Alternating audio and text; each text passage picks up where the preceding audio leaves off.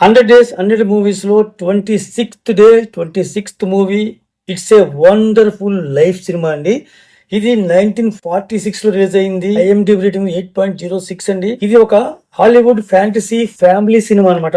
ఇందులో James Stewart, Danny read నటించారు. Director Frank Kapra అనమాట. సినిమా గురించి చాలా చెప్పాలని మీకు, మన అచ్చ తెలుగు సినిమాలో ఉన్నటువంటి ఎమోషన్స్ కలిగినటువంటి 1946 లో తీసినటువంటి హాలీవుడ్ సినిమా అనమాట. ఇది హాలీవుడ్ క్లాసిక్ సినిమా అనమాట. ఒక మంచివాడి యొక్క జీవిత కథ. సినిమా ఓపెనింగ్ లో స్వర్గంలో ఇద్దరు దేవతలు మాట్లాడుకుంటారు. హీరో ఆత్మహత్య చేసుకుంటున్నాడు, ఆపాలి, అతని జీవితాన్ని అతని నిర్ణయాన్ని మార్చాలని చెప్పేసి ఒక దేవదూత హీరో గతం గురించి చెబుతుంది అనమాట. హీరో చిన్నప్పటి నుంచి కూడా త్యాగాలే పాపం. అతనికి తమ్ముని కాపాట కోసం ఒక చెవి పనిచేయకుండా పోతుంది.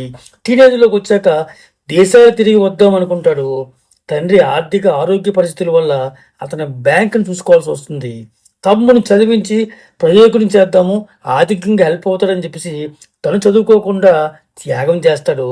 ఆ తమ్ముడు చదువుకొని పెద్ద ఉద్యోగం సంపాదించి అలాగే ఒక అమ్మాయితో పెళ్లి చేసుకుని వచ్చి ఎగిరిపోతాడు. ఇక ప్రేమ వివాహం చేసుకుంటాడు. తను 4 పిల్లలు కూడా కలుగుతారు. ఎప్పుడు చూసినా కష్టాలే. నీతిగా న్యాయంగా కుటుంబం కోసం ఊరు కోసం మంచి చేద్దాం అనుకుంటే అన్ని రివర్స్ అవుతూ ఉంటాయి. మన తెలుగు సినిమాల్లో ఉండేటువంటి లాగే ఉండే పోటర్ అనే విలన్గా ఉంటాడు. వడ్డీ వ్యాపారం చేస్తుంటారు అనమాట.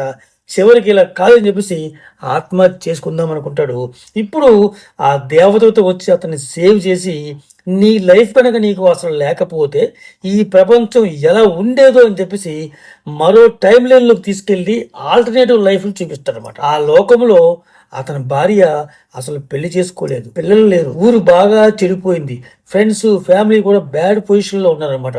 వద్దు, నేను నా లైఫ్ లోకి వస్తాను, నేను లేకుండా నాకు లైఫ్ వద్దు, కష్టమైన నష్టమైన సుఖమైన దుఃఖమైన లైఫ్ లోకి వచ్చాను కాబట్టి, లైఫ్ లో ఉన్నాను కాబట్టి ఆ లైఫ్ లోనే ఉండి పోరాడుతాను, సాధిస్తానని చెప్పేసి తిరిగి తన లైఫ్ లోకి వెళ్తాడు, తన ఇంటికి వెళ్తాడు. సో ఊరు కోసం బాగు చేద్దాం అనుకున్నారు కదా, ఆ ఊరు వాళ్ళందరూ కలిసి చందాలు వేసుకొని హీరోకి హెల్ప్ చేస్తారు.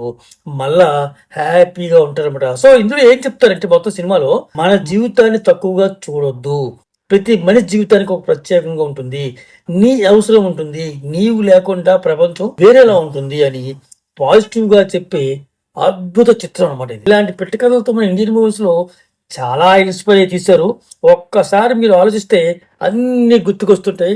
కానీ మోస్ట్ రివాచబుల్ అద్భుతమైనటువంటి ఒక సినిమా నేను చెప్పగలను, వీలుంటే చూసేయండి. ఈ సినిమా ఫ్లెక్స్ లోను, అమెజాన్ ప్రైమ్ లోను, గూగుల్ టీవీ మూవీస్ లోను కూడా చూసేవచ్చు.